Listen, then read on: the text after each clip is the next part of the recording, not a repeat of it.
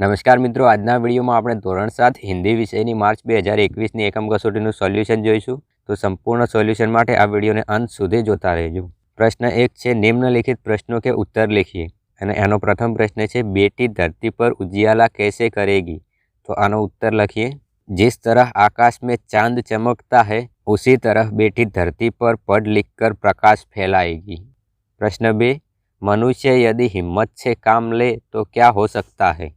उत्तर, धरती पर पापों को बढ़ने से रोक सकता है, दुनिया में बढ़ने वाली पशुता कम हो सकती है, इस प्रकार मनुष्य यदि हिम्मत करे तो दुनिया को बदल सकता है। प्रश्न 3, हम आदर्श नागरिक कैसे बन सकते हैं। उत्तर, हम अपने यहाँ के कायदे कानून का पालन करके, हम सरकार और स्थानीय प्रशासन को उनके कार्यों में सहयोग देकर, और हम ऐसा कोई भी कार्य न करें जिससे देश की प्रतिष्ठा पर आंच आए। इस प्रकार हम देश के आदर्श नागरिक बन सकते हैं। चौथा प्रश्न, आप अपने माता पिता को कौन कौन से काम में मदद करते हैं। उत्तर, मैं माँ के लिए बाजार से सब्जी खरीद लाता हूँ। इन चीज़ों में साग सब्जी दवाई फल तथा अन्य वस्तुएं होती है। घर की साफ सफाई में भी माँ की मदद करता हूँ। पिताजी के कपड़े धोबी के यहाँ से ले आता हूँ। प्रश्न 5, इंसान क्या क्या कर सकता है। उत्तर, इंसान पहाड़ों को तोड़ सकता है, वह नदियों के बहाव मोड़ सकता है, वह मिट्टी से अमरूद निकाल सकता है, वह धरती और आकाश को एक कर सकता है। इस प्रकार मनुष्य असंभव लगने वाले काम भी कर सकता है। प्रश्न 2 अ, नीचे दिए गए शब्दों का अर्थ देकर उसका वाक्य में प्रयोग कीजिए। प्रथम છે कामयाबी। कामयाबीનો अर्थ થાય सफलता અને વાક્ય પ્રયોગ કરીએ। इस बार परीक्षा में अच्छी सफलता मिली। बी છે दायित्व, तो આનો अर्थ થાય जिम्मेदारी અને वाक्य बनाविए। मेरे पिताजी ने मुझे घर संभालने की जिम्मेदारी सौंपी है। प्रश्न 2 ब, मुहावरों का अर्थ देकर वाक्य में प्रयोग कीजिए। प्रथम છે प्राण न्योछावर करना, જેનો अर्थ થાય जीवन समर्पित करना અને वाक्य बनाविए। भगत सिंह ने देश के लिए अपने प्राण न्योछावर कर दिए। बीजू છે सच्चा हीरा होना, જેનો अर्थ થાય अच्छा इंसान होना, જેનું वाक्य बनाविए। भारत देश की रक्षा करने वाला जवान सच्चा हीरा है। तीजा नंबरનું છે हवा को चूमना, જેનો अर्थ થાય सफलता प्राप्त होना અને वाक्य बनશે आज मेरा दोस्त हवा को चूमने लगा है। आ ત્રણેય પ્રશ્નોના अर्थ आ रीते લખીશું। प्रश्न 3, नीचे दिए गए वाक्यों में से विशेषण पहचान कर उसका प्रकार लिखिए। प्रथम છે राम भला आदमी था, तो एमां विशेषण છે भला। विशेषणનો प्रकार છે गुणवाचक विशेषण। बीजा नंबर છે कक्षा कक्ष में 30 छात्र है, જેમાં વિશેષણ છે 30 અને વિશેષણનો પ્રકાર છે સંખ્યાવાચક વિશેષણ। ત્રીજા નંબરે છે આસ્થા ને ચાય में थोड़ी चीनी डाली, વિશેષણ છે થોડી અને વિશેષણનો પ્રકાર છે પરિણામવાચક વિશેષણ। ચોથા નંબર પર છે वे लड़के खेल रहे हैं, જેમાં વિશેષણ છે वे અને વિશેષણનો પ્રકાર છે સાર્વનામિક વિશેષણ। પાંચમા નંબર પર છે સરલા कोई खिलौने दो, જેમાં વિશેષણ છે कोई અને વિશેષણનો પ્રકાર છે સર્વનામિક વિશેષણ। प्रश्न 4, निम्नलिखित प्रश्नों के उत्तर दीजिए। प्रथम प्रश्न है देश की रक्षा के लिए लड़ने वाला सैनिक युद्ध में आहत हुआ है, वह अंतिम सांस ले रहा है, वह क्या सोचता होगा, लिखिए। देश की रक्षा के लिए युद्ध में घायल होकर अंतिम सांसें लेता हुआ सैनिक अपने आप को धन्य मानता होगा कि उसका जीवन देश के लिए काम आया, साथ ही उसे अपने परिवार का भी ख्याल आया होगा।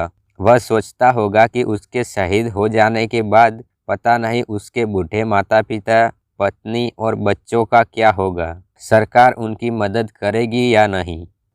बीजो प्रश्न है स्वच्छता के संदर्भ में अपने देश की व्यवस्था को हम कैसे श्रेष्ठ बना सकते हैं। उत्तर, स्वच्छता के संदर्भ में हमें दूसरे देशों की तरह स्वच्छता को बहुत महत्व देना चाहिए। हमें सड़कों पर इधर उधर थूकना नहीं चाहिए। कागज़ के टुकड़े यहाँ वहाँ न फेंककर कूड़ेदान में ही डालने चाहिए। अपने यहाँ के रेलवे स्टेशनों को साफ सुथरा रखना चाहिए। इस तरह हम अपने देश की व्यवस्था को सुधारने के लिए स्वयं ही जिम्मेदारी लेनी चाहिए, तब जाके उसे श्रेष्ठ बना सकते हैं। प्रश्न 5, निम्नलिखित अपूर्ण कहानी को अपनी भाषा में पूर्ण कीजिए।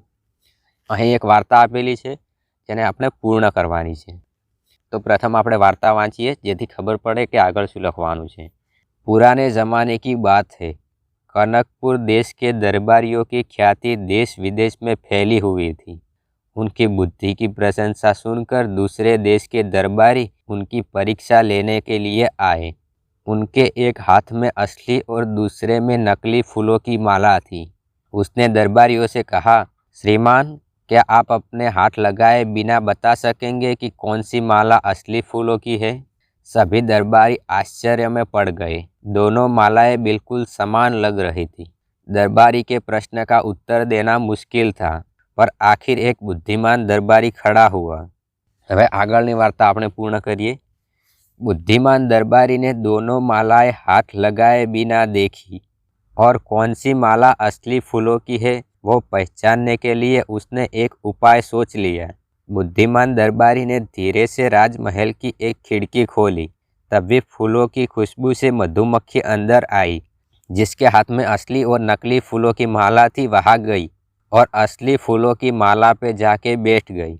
बुद्धिमान दरबारी समझ गया कि जिस माला पे मधुमक्खी बैठी है वो असली फूलों की माला है। बुद्धिमान दरबारी की यह बुद्धि देखकर सब हैरान हो गए। इस प्रकार यह दरबारी सच में प्रशंसा के काबिल था। राजा ने उसको पुरस्कार से नवाजा और उनकी वाह वाह होने लगी।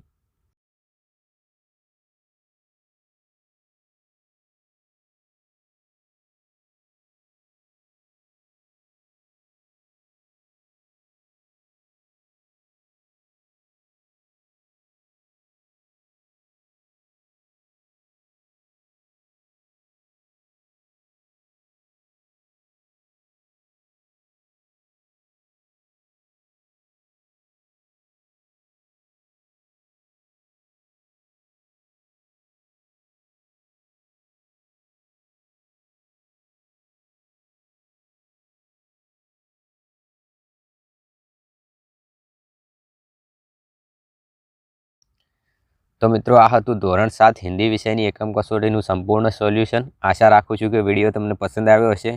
विडियो पसंद आव्यो हो तो लाइक करजो, ना पसंद आव्यो हो तो डिसलाइक करजो। અને આવા પ્રકારના વધુ વિડીયો જોવા માંગતા હો તો ચેનલને સબસ્ક્રાઈબ કરી શકો છો। તો આ વિડીયોમાં માત્ર આટલું જ। હવે મળીશું નેક્સ્ટ વિડીયોમાં। ત્યાં સુધી જય હિન્દ, વંદે માતરમ।